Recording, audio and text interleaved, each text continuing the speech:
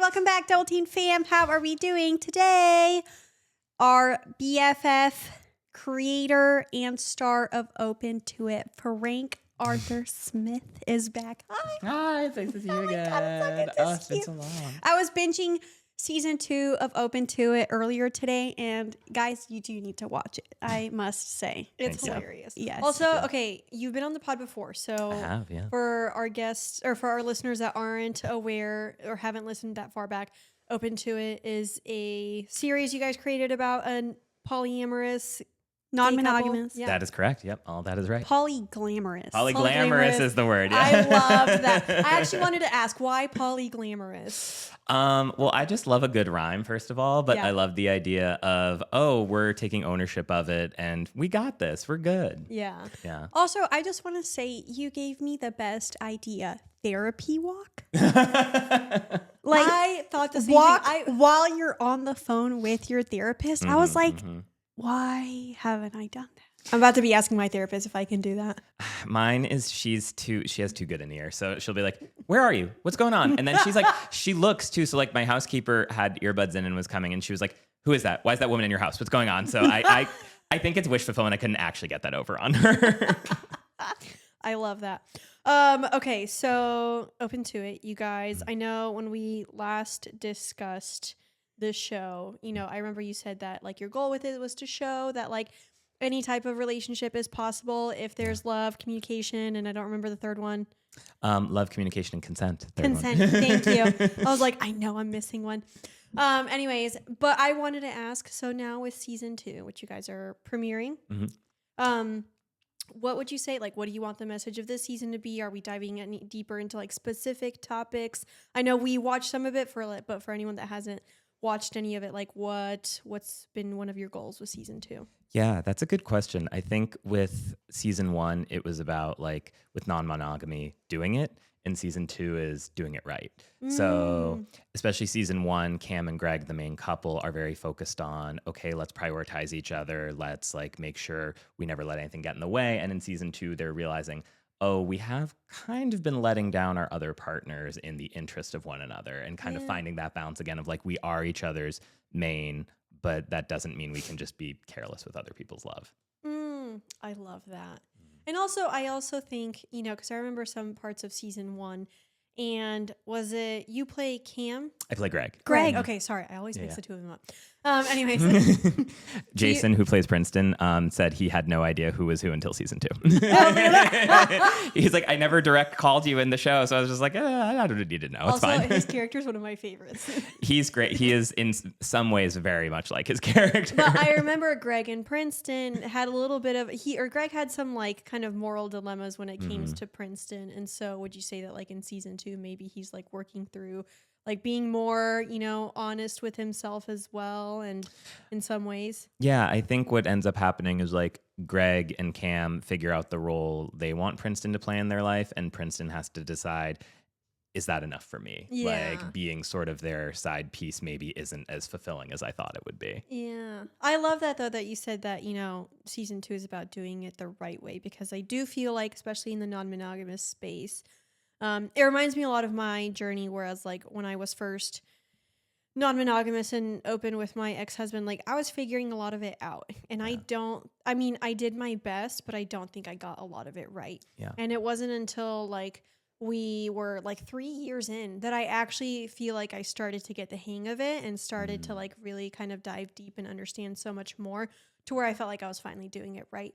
And so it takes some time, because like, it is like such a big change in a relationship, and it is so much that you're like processing, at once, because it not only is it like your self-work, but then like, your partner, and then like your relationship together, and then like the people that you're inviting in, and then like, STDs and, sexual health, and then like all dating apps and flirting, so there's so much going on that like, it's a little bit hard for you to like really kind of get a grasp of it until I think you've spent a little bit of time in it. So I think that's a great progression for the show and the couple in the show. Thank you. Yeah. And little things you don't think of, like one wine bottle may be fine for you and your partner, but when there's a third person over, we need to get 2 wine bottles. You just have to start thinking about that sort of thing. Exactly. The 3 wine bottles, too much. It's gonna be a rough I night. love that. And your partner works on the show as well, correct? He does, yeah. So in season 1, I would say I was like sole showrunner, and he was very helpful with a lot of production elements because he started just doing sort of production design on our house because he was like, well, if we're filming in our house, I want to make sure we film right and don't destroy anything I work to build, which was fair. And then in the second half of season 1, he directed an episode and became much more of a hands-on producer. And then season 2, I would say we were like equal co-showrunners, and we even wrote and directed the Christmas special together and got engaged a month after that because we were like, well, if we can work together, we can do anything. Aww. I love that. That's so cute. I liked, I didn't get to, I was kind of, where was I? I finished is the Christmas special episode 9? Mm-hmm, it is. Yep. Yeah. Okay. Yeah. I watched half and then I went to episode 10 because I was trying to see if I could finish it before this, but then I'm going to go back and finish it. But I know you ended on such a cliffhanger where you were, though. I know. Yes. I'm like, wait a minute. All I'll say for listeners is someone's parent walks in on something at a very inopportune time. So Exactly. Yeah. have to watch and I find out. started episode 9 as well, and I remember that because one, I think it was Cam. He was like, "What could go wrong?" And one of them, I can't remember, and I was like, But okay, hold on. I have a few more questions about you working with your partner. Because if he's on the show, you are. I mean, granted, I think in your personal life, you guys are non-monogamous. Correct? Yes, that's right. Yeah. But are you polyamorous? No, that's not a label I would use for myself. I think Okay. like we have friends that we are very good friends with, but I don't think it's ever risen to the level of dating other people really. Nice. And it's the funny thing about gay men is things just sort themselves out. Like I think in most cases, it's not like we defined it with anybody or said like, oh, we don't want this or we do want this. People just kind of do move on, find other people, especially if you're like consorting with single people, they like couple up or they decide like, I'm not good with this anymore. So it's never been like a formal discussion of like, welp, we are just pure platonic friends now. It just kind of goes the way it goes, it feels like. Okay, so it's very organic. But And orgasmic. Ba-da-ba-da-ba-ba. I love that. How are you guys represented in the show? Or do you feel like you bring a lot of aspects of your relationship like into the show? I know you're technically not the writer, correct? No, I am actually. So not every episode in season 2, though. Okay, because I remember I saw a few that were by a different writer. Yeah, I wrote every episode of season 1, and then season 2, I only co-wrote the Christmas special, and everything else was written by very talented friends I have. Very nice. Yeah, because I noticed that and I was like, oh, interesting. Okay, but do you still feel like you're like incorporating aspects of your relationship into it? Yeah, because I treat it sort of the way. So I actually also work in kids animation, weirdly enough, and there are fewer buts. But what is something that I took from that was I sort of outline every episode and then pass it on to a writer to sort of execute that vision. And that's very much how it is in kids animation. Like the head writer will give you the script and you just or not the script, the outline, and you develop it further. Yeah. So what's nice about that is like that I'm able to keep the show like sort of going in the trajectory I want, but every individual writer has like a different sensibility and style. So it's up to me to unify the voice of the show, but I love their individual like quirks and jokes that kind of bring energy and new life every episode. Is this person also non-monogamous? Let me think about that because it's several different people. So yes, no, yes, because it's me. Yes-ish. No, it depends. Like it engages with a lot of couples when single, but when in a relationship is monogamous. Sort of like a consummate third, actually. Oh, interesting. Yeah. Like No, jokes that about makes that sense. even. I mean, that's kind of how we were when we were single, Yeah. It's like we were looking for monogamous I realized I'm relationships. non-monogamous when single and very monogamous when not single. That is, you would have so much to talk about. Yeah, I'll bring him on.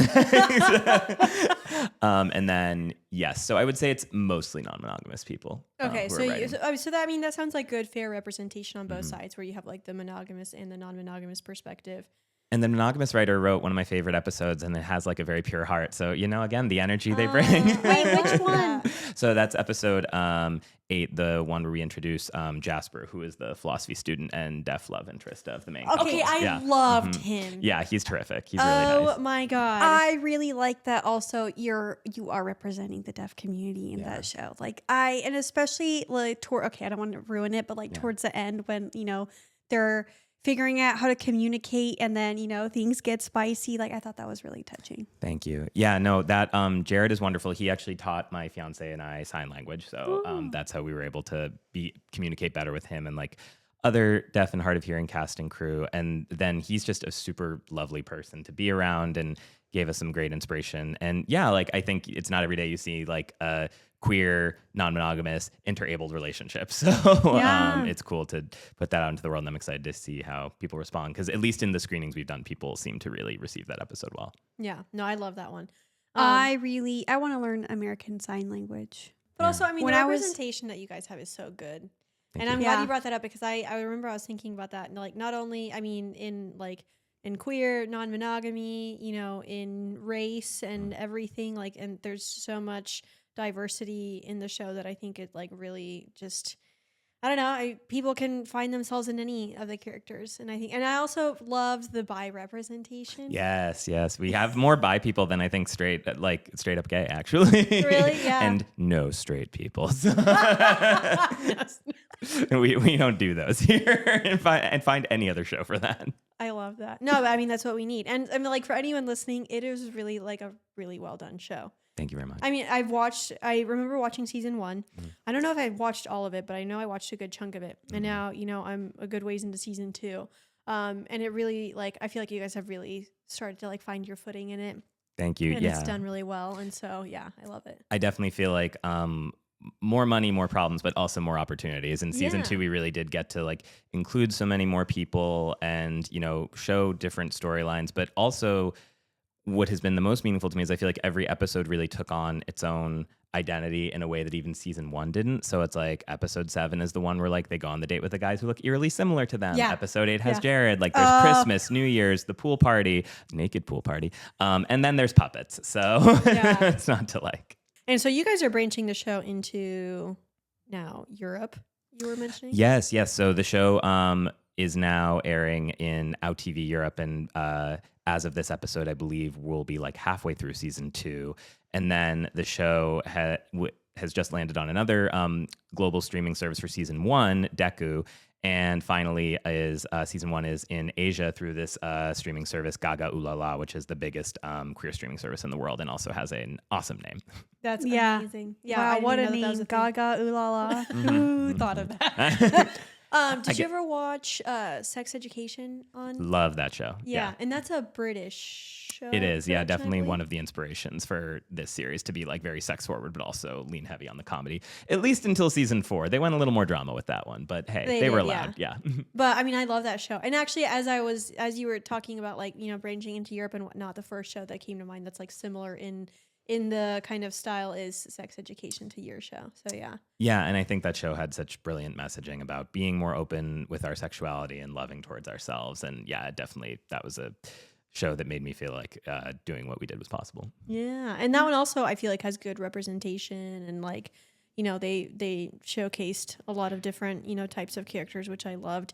Would you say, you know, as you got, how is it being received in Europe, or like, I don't know if you have any of those numbers yet or what that's looking like, but Yeah, I don't have specific numbers yet. What I can say is like the people who talk to us are like very warm and open-hearted. There are places you'd expect, like Germany, like, well, of course, they're all hoes. They love it. But then, and then there are other countries where Poland is a little more of a mixed bag. Like the people who love it really love it. And then other people just feel like when it comes to queer projects, maybe it shouldn't be comedic, for instance, or like the drag queen story hour Pride special really got a frosty reception. And I think just there are very specific images that are maybe a little more in line with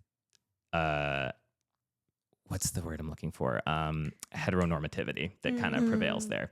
But it's also led to funny moments. Like on one of the episodes, like someone commented very nicely, like, oh, this is a great comedy. It made me laugh. And someone else was like, this is terrible. You know what you should watch? This documentary about 2 gay men who fall in love during the Holocaust and die. And I'm like, let me...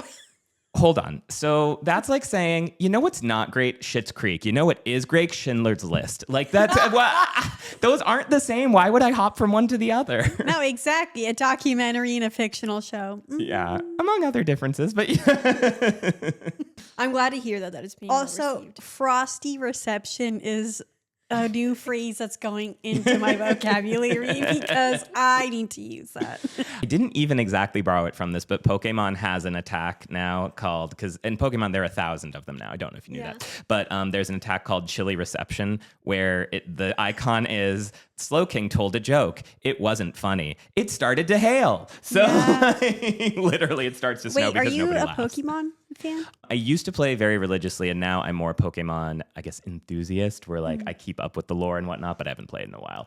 My boyfriend is obsessed with it. He collects amazing. cards, and I have one of my favorites is it Chansey? I don't know. Chansey's very cute, the big ol' leg. Yep. But the attack is gentle slap. This is the best thing ever. Is he into you being like, hey, boyfriend's name?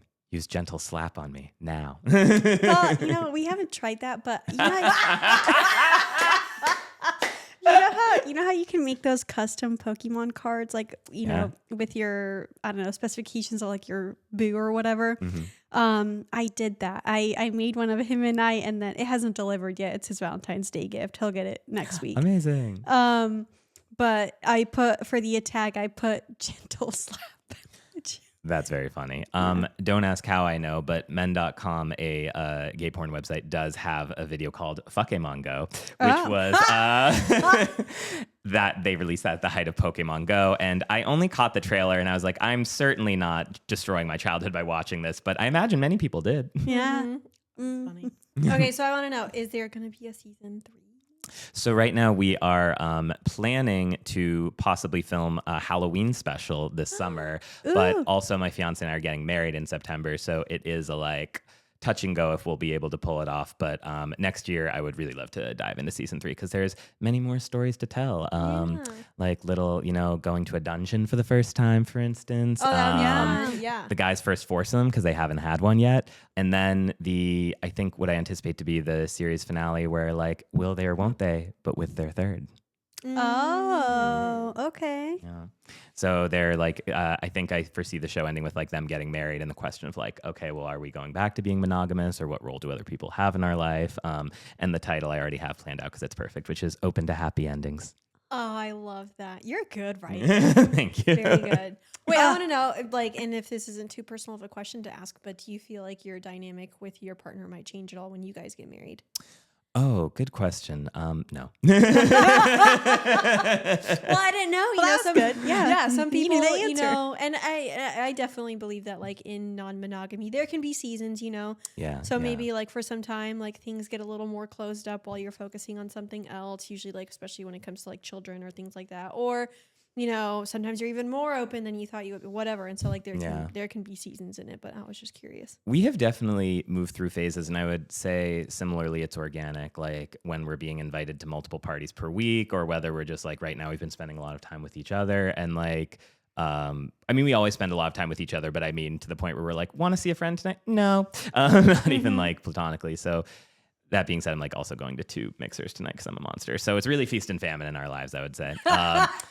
And actually, to go back to something you said earlier, with him and me, he was never really the inspiration for Cam. There are aspects of his personality that are in that character, but especially after the first 3 episodes, it really became its own thing where in the first 3, I borrowed from an instance in my life and adapted it for the screen. And then from episodes 4 on, there are moments here and there, I've been to a pool party where people were in Speedos, so I know how to write that, but nothing that happens is explicitly from our own lives. That makes sense. Yeah.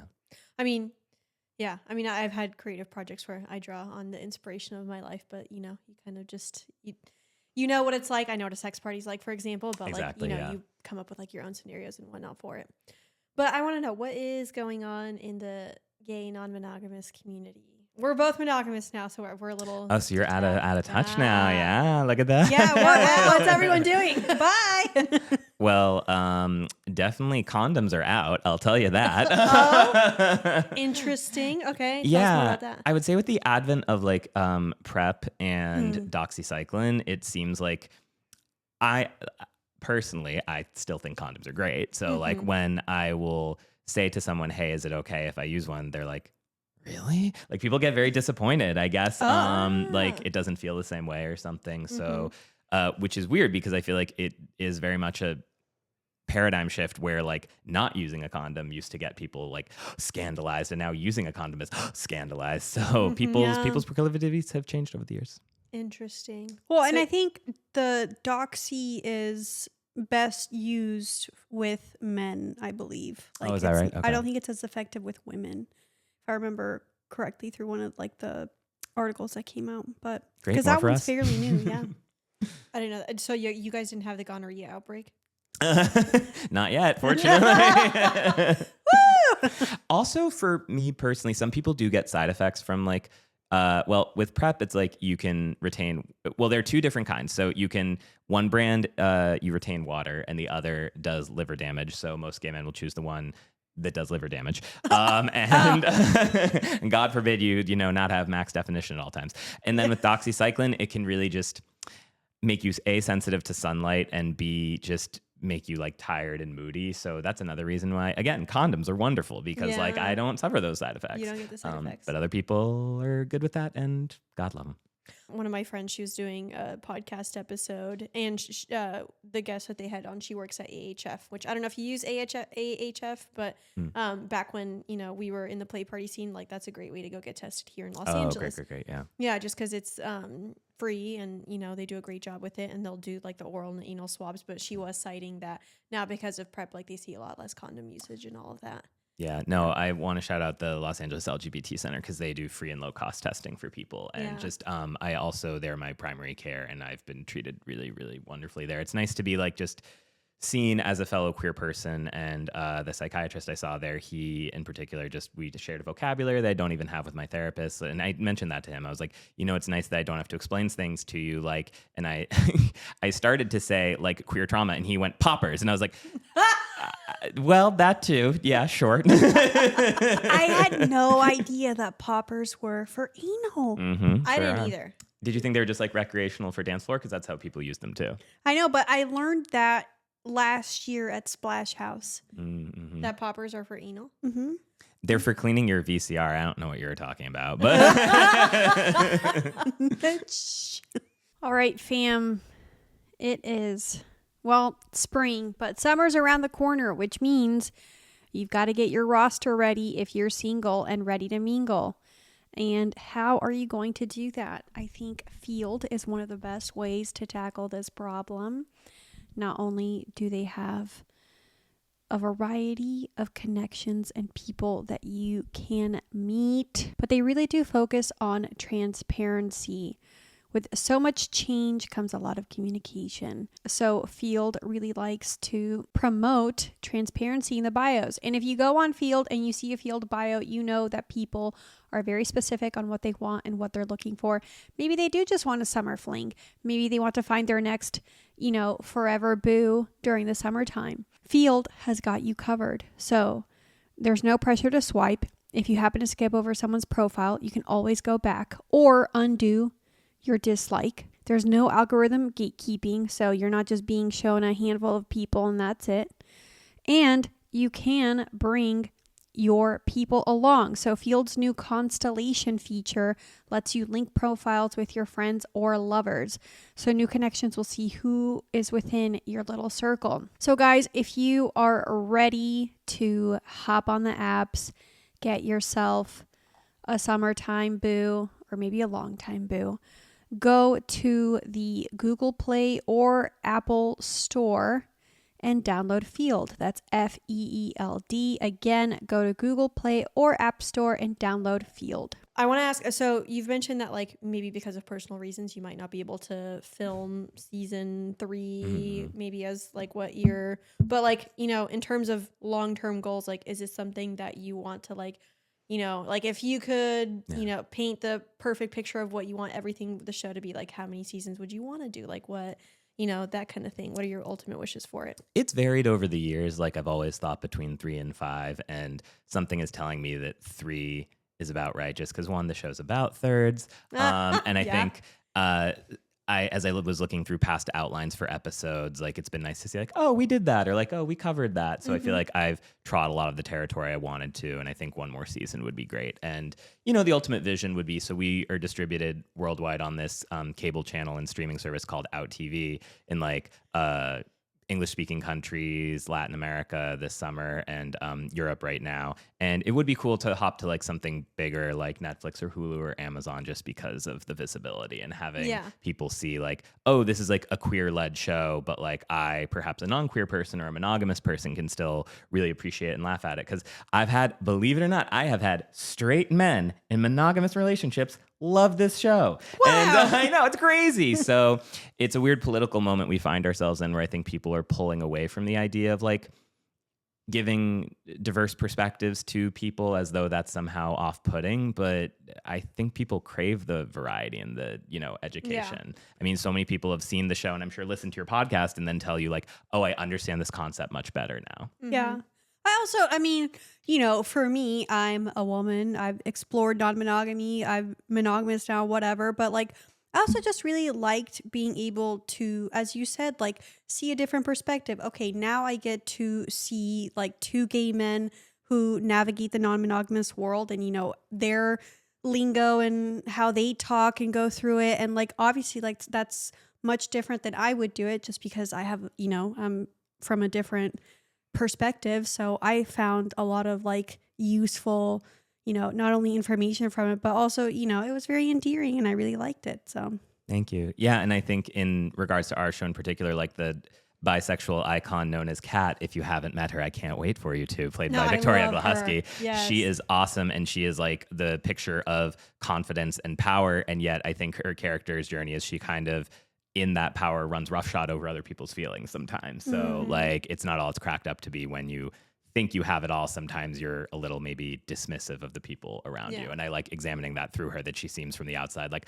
ooh, sex goddess, love her. And then up close, you're kind of like, oh, I thought you'd be a little different.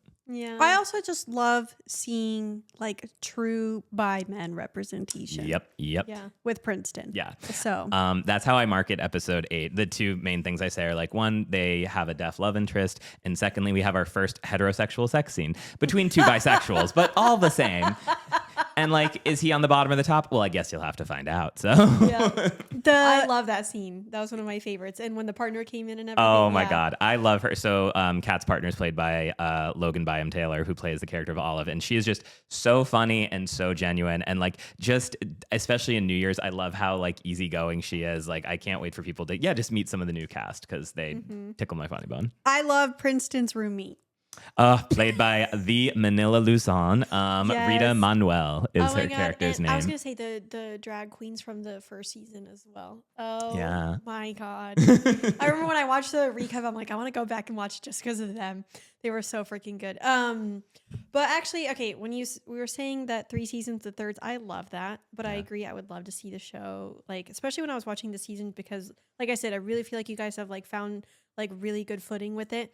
And it made me wish like if this was on Netflix, like it's so easy to binge. Yeah. And like so easy to just kind of like, and it's so funny and like, you know, lighthearted too. Lighthearted, but deep and lighthearted at the same time. Thank you. Which I think is like, and entertaining. And from a production standpoint, well done too, you know? Exactly. So it's definitely got on all aspects, like, you know, you see a show on Netflix and you think, I mean, there are some shows on Netflix that I'm like, wow, this made it on here. And we spent money on that. But then it's like, you know, why isn't your show on there? You know, it definitely deserves that spotlight. I want to manifest that for you. I really do. We're manifesting that right here. Yeah. Open to it on Netflix or Hulu or Peacock.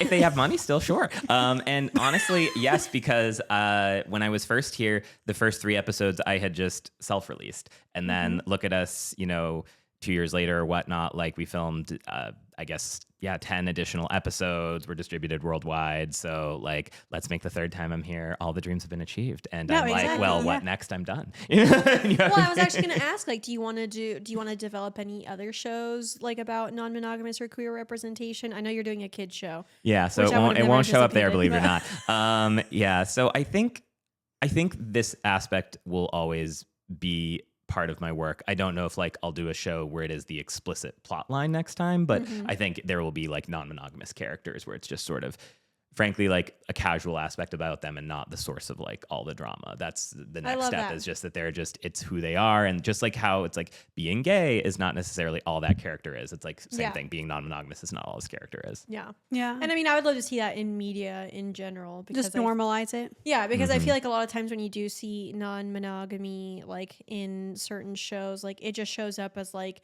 some dramatic moment that, you know, causes a bunch of drama, and not like just like a casual, you know, non-monogamous relationship between two people that like isn't really like referenced or like highlighted in any negative way. It's just like how those two characters are. So yeah. And I might have mentioned this last time, but like that was one of the main thrusts behind making the show, was every portrayal I was seeing of non-monogamy in queer media was often like very heavy and sad and drama laden, and that just hasn't been my experience of it. Like obviously my fiance and I have had to have conversations where we like figured out what worked best for us and what we liked, but never was it something that got in the way of our relationship. Just the opposite. It was something we decided to do together because we thought it would be fun and enhancing, and it can be that for people. That doesn't mean there aren't like roadblocks along the way, but yeah, I just think it doesn't need to be the only storyline and make it seem like anyone who is into non-monogamy is somehow a bad character or a villain. I'm a little over that take. I would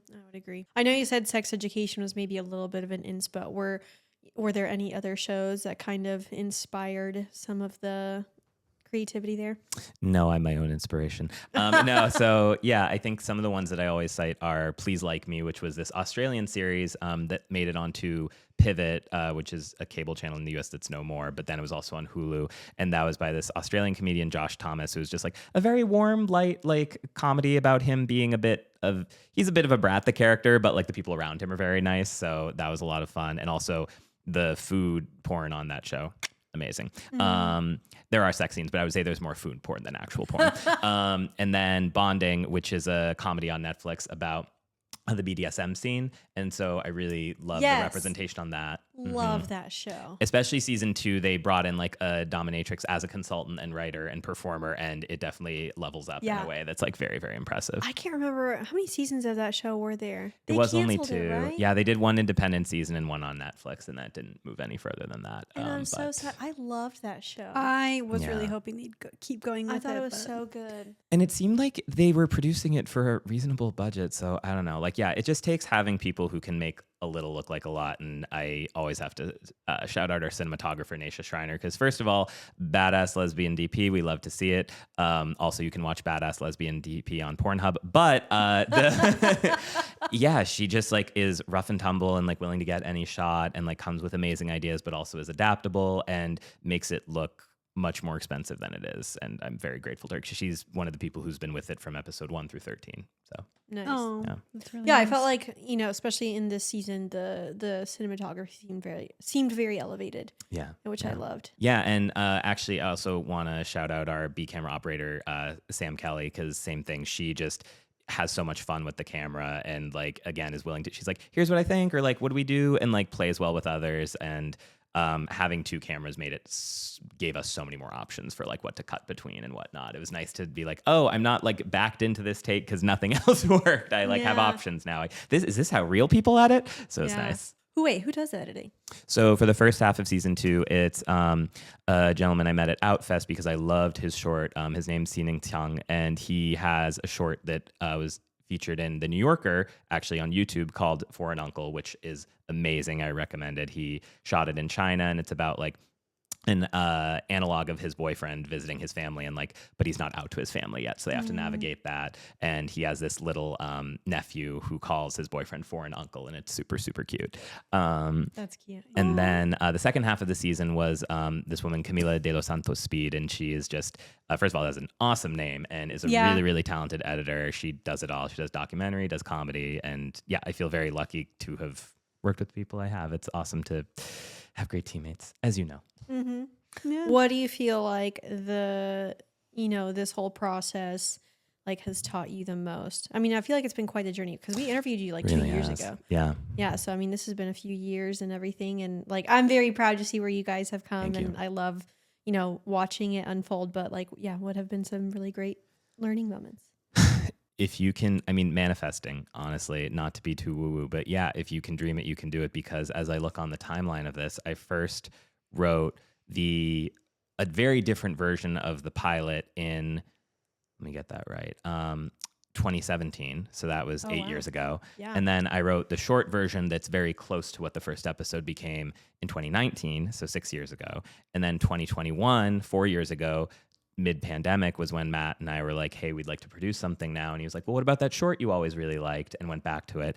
And that same short, by the way, I only submitted it to a few competitions way before I planned to film it. But one referred to it as, quote, too gay and too gross. And I was like, you know what? It just got gayer and grosser. So yeah, I love that. I think one story I tell a lot, but it sticks with me so much. My very good friend Erica Dasher shot a speech and debate documentary, which is wonderful and is out there if you ever want to watch cute kids succeeding at speech and debate, called Figures of Speech. But she told me about a moment she had while filming that, where they were filming in Vegas because that's where the national tournament was. And she and her producing partner, Sammy Krigstein, they turned to like talk to a producer for all of 5 seconds, had a suitcase on the ground with $5,000 in cash, I believe, and the laptop with a bunch of footage, turned back, gone, stolen. And they consulted with the hotel staff, but they were like, sorry, we didn't see who got it. They were covered in a hood. We can't tell. So Erica and Sammy took a moment, went behind one of the slot machines, started crying. And then after they stopped, they came back out, looked at the casting crew and said, okay, what are we going to film next? So when I was having a difficult moment one time when we were changing directors, Erica talked to me on the phone and said, so you can go and have your cry behind the slot machine right now, but then you got to come back out and say, okay, what are we going to shoot next? Mm-hmm. Dang. Also, that's terrible. Just, did they ever find it? No, to steal money from children, literal children. Yeah. What Yeah. But you know, that documentary ended up on Netflix and now is everywhere. And actually, we're having a good full circle moment because there's a different speech and debate documentary out there called Speak, which premiered at Sundance. So yeah, I don't know. I'm really feeling the manifest moment of just like when you see, you need to see it first, and then other people will see it soon. Yeah. That's a really good perspective. I always, and especially you being in the writer and TV producer community, and you see your friends have great projects too. I remember one time we were at dinner with a friend, and it was like, I don't know, it was like 4 or 5 of us, I don't know. And the check came and Nikki just put her credit card down, like didn't even look at it.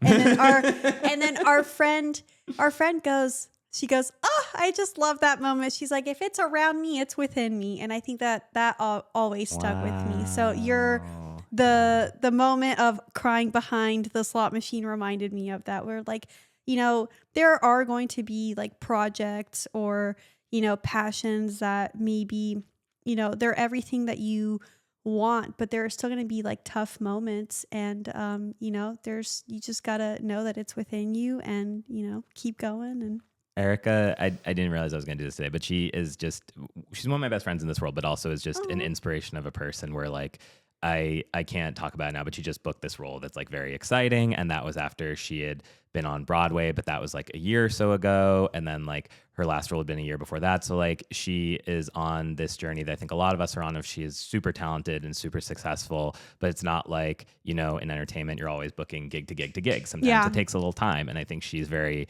patient with the quieter moments, and told me something when I first moved out here that also stuck with me of, it takes longer to build a palace.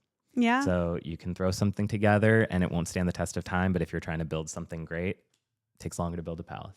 And that's what you're doing. You're I love next. that. Yeah. For anyone listening, like, if you haven't ever tried like creating something and like really like putting your work out there, like it can be very vulnerable.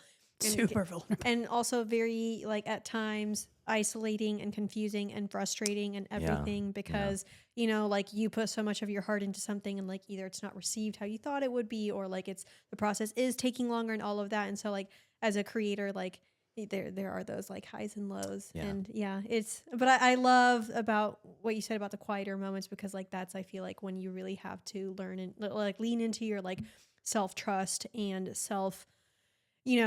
believing in yourself and all of that, is because like there are going to be a few, probably more quieter moments than not. And so in those, that's when you like really forge, your work. I come from a public speaking background in high school, and sometimes people who've never really done public speaking will ask me, well, like, how do you get better at it? And I just answer, you do it. And I don't mean that pejoratively. I mean, like, you get comfortable by having a bunch of uncomfortable moments and having rounds where nobody laughs at what you're saying, like sticking on your words, having one time where you didn't get in early to Harvard and you're really flustered and you forget your speech in the middle of the round, but still get 8th place somehow, for a random example. So, you know, and similar, I see that with content creation where like when I was last on here, I wasn't super visible online, and I got my first really negative comment on one of your YouTube shorts, actually, where I remember you told us, and don't need to say what it was because that person is obviously sad and lonely, but you know, and by the way, that I don't even mean as an insult of like people who take time out of their day to bring down other people are not doing great, first of all. And you need to remember that like happy, fulfilled people don't attack strangers online. And now like I'm in a moment where like I am posting on YouTube Shorts, TikTok, and Instagram Reels every day. And like I think I've really overcome a hurdle where at first it was awkward. I was learning things. I was like feeling distraught if a post didn't take off. But now I'm like, the philosophy I have is I said to myself, I'm going to post every single day this year on all platforms. And I'm like, I just gave myself 2,200 chances, you know, because I'm posting on all these platforms every day. I have 2,200 chances for one to take off because truly sometimes it only takes one and then everything else falls into place. 100%. And even like being able to take joy in the mini hits, like the ones where I get like 10,000 views, being like, great, obviously 20,000 is twice 10,000. But, and with that sometimes comes some blowback, as I'm sure you know and could speak to. Like I posted what I think is a very sexy photo of my fiance and me for Valentine's Day. And it's gotten like over 1,200 likes on Instagram. And like our normal is like a 10th of that, 120. So it's spread to a bunch of random people like in Europe and elsewhere.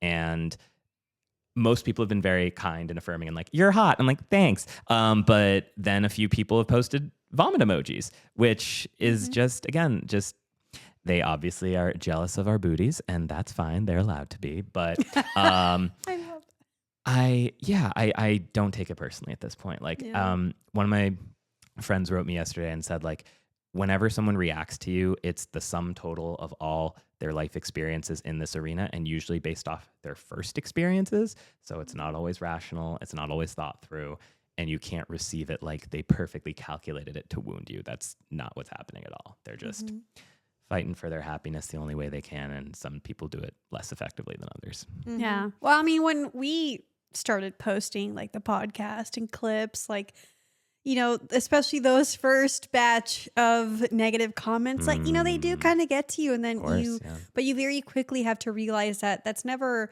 they're not talking about you. That is a projection of them, you know, like, and sometimes I like to just like lean in when they'll be like, where's your dad? I'll be like, yeah, where is he? Where did he go? I know where he is. He just doesn't want to talk to me. You know, like just, you gotta I could have sworn I left him right there. Yeah. So yeah, and I think I can tell the difference between when there's an opportunity for connection and when there's not. So someone the other day, like on TikTok, called me bitchy and unfunny. And like from a friend, I'd love that. From a stranger, not I'd be like, drag me, honey. But from a stranger. So at first I was like just gentle about like, oh, it's a joke, lighten up with what I said. And then he came at me harder and I wrote back, really examine why you are taking time out of your day to be mean to a stranger online instead of hanging out with a friend or having a nice meal or watching a fun movie. And he deleted his comments after that. So I was like, okay, he took, who knows, he was probably having a bad day. And he like woke up and was like, oh, I shouldn't be like that. So I do. And same thing with like the photo I posted. Someone was like, you guys are hot, but this lighting is terrible. And I was like, why is that the first thing you're saying? And he was like, well, I just mean, you know, again, I think you guys are great looking, but the photographer should be shot. And I was like, okay, so first of all, the photographer's a friend, which I say in the post. And I was like, this was just a still he took so I could post right away. And I would invite you to read the room a little better next time and know that when people post a loving, happy photo of themselves, they're not looking for feedback on everything that's wrong with the photo. Yeah. The internet is just such a The fun internet. place. I love it there. I would say for the most part, like when we started the pod, I did really good at like not ever letting the negative comments get to us, and I ignore them, and we really honestly don't see them as much anymore. But I love what you said about like when there's an opportunity to like connect or engage, because like there have been times throughout the years where like, someone posted something and like it wasn't in a negative way or it wasn't in a rude tone. They had like a question or like an assumption or something, and it like turned into like a really good like moment where like you could kind of like maybe explain it differently for them and then they understood, or vice versa. And like I do wish there was more of that, on the internet and on comment sections and all of that, because those times are when I actually feel like, the content that I'm putting out there is, helping people see things from a different perspective and like in a way that's not, like just a bunch of like judgment and hate and all of that, but instead like, like, oh, I might actually understand it a little bit differently now. Doesn't change about whether or not I'm going to, what I think of, non-monogamy or whatever. Yeah. But at least like I can understand this perspective a little bit better and like maybe carry that into and, chew that over more, whatever. And maybe down the road things can change, but like at least, it was a better opportunity. Yeah. I've gotten much further with people when I just kind of come at things with curiosity rather than contempt. Yeah. So I know, again, it's a charged moment in the world. It's very easy to be in attack mode all the time, but like you don't know these people ultimately and you don't know their heart. So sometimes just asking like a simple, what did you mean by that? Or like, can you tell me what you're trying to get at with that? And then in cases where I'm pretty clear on what I think they mean, just being like, can you tell me what's informing that perspective? And people, I've been pleasantly surprised, like will open up and tell you like why they feel the way they feel. Like one thing I run into as a gay man right now is people feeling like adversarial with trans people and feeling like, oh, because the spotlight is on them as a political scapegoat, like I need to distance myself. And, from my perspective, trans people are the reason gay rights exist. Stonewall was led by trans women. So I feel like we have always comrades in arms, but there are other gay men who feel like they got their marriage and don't want anything to do with them. And so with people who have that perspective, I try to engage and say like, hey, why do you feel that way? And often it comes from a place of fear of, I don't want my rights taken away. Yeah. And then I try to say like, I feel that fear, but a reminder that you have the rights you have because of people like that. And that we kind of need to lock arms and not be engaged in this crabs in a barrel mentality of like, oh, minorities have to turn on one another. Only a certain group of us can survive. Like it's not pie, we're not going to run out of slices. We can all eat and enjoy and have rights, I think. I think that's important because, our political parties would have us wanting to all turn on each other. So we stop looking at them. But vote out people who say a lot and do nothing. Pay attention to what they do, not what they say. Yeah. That's good.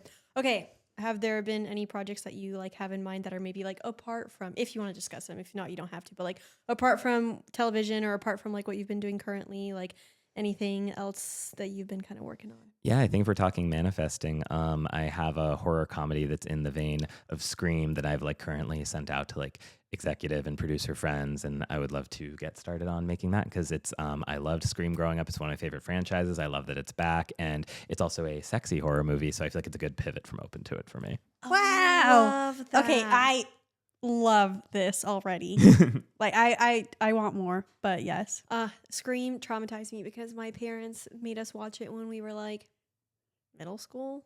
Oh, I don't know. That's but when then my dad it. put on the Scream mask and like would No. go to the window and scare the shit out of us. I know that's one thing about scary. Our parents love scary movies, but they would like fuck with us. Oh no. Like when the first, did you ever watch The Ring? Yes, as soon as that movie ended, the first thing my dad did was call the home phone. So it was like, and like we all jumped out of our. It's dark. That's torturous. I love points for creativity, but because my dad would do stuff like that too. Like when my this is so bad. So my friends and I, when we were little, one of them would always avoid walking over the sewers, and he was like, "Why'd you do that?" She's like, "Oh, because the steam comes up from there. It's scary." He goes, "Well, you know what that steam is?" And she goes, "What?" He goes, "It's the breath of the wolves down there because there are wolves in the sewers. So you got to be careful walking over it." And then ring, ring the next day, her mom calls up, "Why will my child not walk anywhere near a sewer right now? Can you please explain that?" And my dad's like, "Well, I might have told her there are wolves in them." So oh, that's funny. Yeah, he had fun.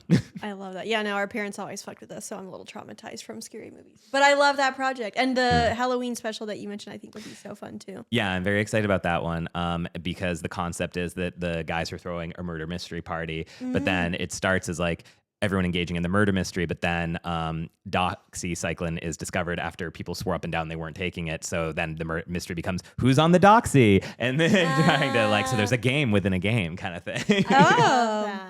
And if Jason, who plays Princeton, were here, he'd go, yeah, I wonder who's on it. Because his character can be easy sometimes, but we love him. His character is one of my I favorites. do like his journey though in this Yes. season. He's Yeah. becoming more aware. Mm-hmm. So He truly, honestly, like, and he would be thrilled to hear this. Like, I would say my character, I think, was the main character of season 1. And I think season 2 is really like, it is an ensemble, but if anyone's, it's Princeton's story, because he gets to go through a self-actualization process of, okay, what do I actually want from non-monogamy? And am I being seen the way I want to be seen? And also, is the way I perceive myself how I see myself, or is it what other people project onto me? And so I just sort of play that role because it's easy. Yeah. Of like, I'm just the himbo, when in fact he's like a philosophy student and he's very loving, and like he just has a lot of moments to discover himself. I love that. And that's honestly like such a, for anyone in non-monogamy can probably relate to that so much, because I remember, during my journey, I went through a little bit where, I, especially after my divorce, and I like didn't really want to date like, one-on-one a whole lot yet. So then I just like, I was the unicorn for many couples. Mm-hmm. And I was and I had a lot of fun doing it, and it was a great time, don't get me wrong, but at the same time, I went through a very similar journey that he did after a while, where I was like, am I actually getting what I want out of this in non-monogamy? Like, I'm happy with what I've been doing, and like I feel very supported and cared for by the people that I've been interacting with, but like, am I actually happy? So I think anyone in non-monogamy can relate to that journey for sure. And that's one of the hardest things to come to in life. And it happens with like relationships, with jobs, even with your diet, of like, does this work, but do I want it to work well? Yeah. And there's Yeah. sometimes a big gulf between those two. And I mean, that's also a great point that like it can relate to anything, because I mean, how many of us like, pursue jobs, careers, lifestyles, whatever, solely based on like, the projection of our parents or the people around us or whatever, like, and then it's not until years later that you stop and take a look at what you've done and you're like, am I actually happy in this? Yeah, So absolutely. And as the movie 20th Century Women says, asking yourself if you're happy is the surest path to depression. So wow. yeah, They're not wrong. that is quite the take. But anyways, well, we love you. we love you. Yes. Thank you. And Thank you for reaching out again, Yes. because we have been so busy. So I'm glad you're like, hey, let's do an episode. So I'm Thank excited. you. Yeah. Everyone knows Cami, Nikki are the best. And please, thank you all for listening in, and keep listening in, because I hope people are inspired to. So where can they find the show if they want to go find it? yes. So season 1 and very soon season 2 are at opentoitseries.com. That's opentoitseries.com. And then if you want to watch funny clips from the show, you can see those at Open to It Series on TikTok, Instagram, and YouTube. And then I also just take my shirt off a lot, and I'm funny too. And you can find me at frank.arthur.smith on TikTok and Instagram, and on YouTube it's at Frank Arthur Smith with no periods. So important. Love Yes. that. I hope you guys really do go listen or go watch the show, because it is so good. Thank you. So It good. really is. Yes. I've been obsessed with season 2, so I'm excited to go finish the rest of it. There's puppets in the yeah. finale. What more could you ask for? And also, I need to go look at y'all's TikTok. I realized I don't think I follow y'all on TikTok. you need to. We're very funny. Do you post like little snippets of, kind of in the way that Netflix or like Hulu do, like with their shows in the same style? Yeah, I basically meme the show. So like Okay. the one we Nice. posted yesterday, which has, as of this count, like 13,000 views or something. So it's doing well, is when a younger person calls me ma'am or sir, and it's Pandora Box being called a drag grandmother, and then she slaps someone for it. I love that. Awesome. Well, I mean, I hope like TikTok helps you guys as well in gaining more, exposure and everything, because that helped our pod a lot too. So, I am very grateful at the ability to connect with like other like-minded creators, like in the queer space especially. And yeah, I have noticed a difference hand over fist between like the amount of people who were purchasing the show before and after. And just a quick thing, like, I don't know, are you all on Patreon or anything like that?